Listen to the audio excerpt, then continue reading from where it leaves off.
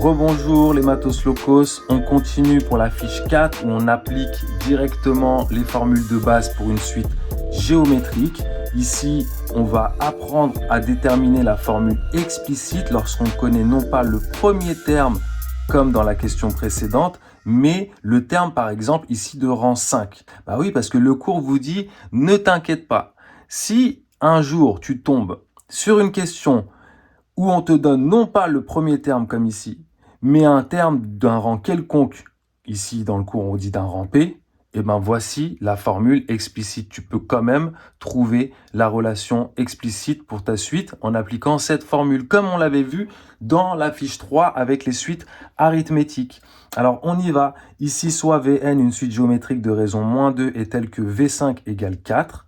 Donner la formule explicite de la suite Vn, j'applique cette formule. Bah oui, parce que j'ai pas le premier terme, j'ai le sixième terme. J'avais expliqué dans la vidéo précédente pourquoi il faut décaler toujours d'un rang. Je vais pas y revenir parce que vous êtes en train, évidemment, de suivre les vidéos dans l'ordre. Alors, on a, d'après le cours, Vn qui vaut UP, ici, c'est V5.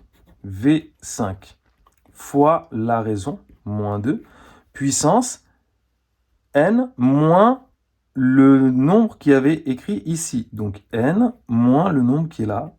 Voilà.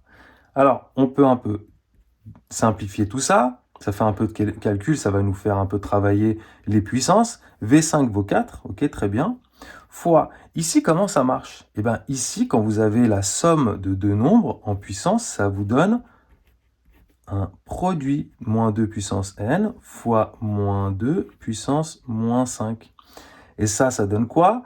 Le -2 puissance -5, en fait, c'est comme si c'était une fraction. C'est comme si vous aviez 4 fois -2 puissance n, le tout divisé par -2 puissance 5.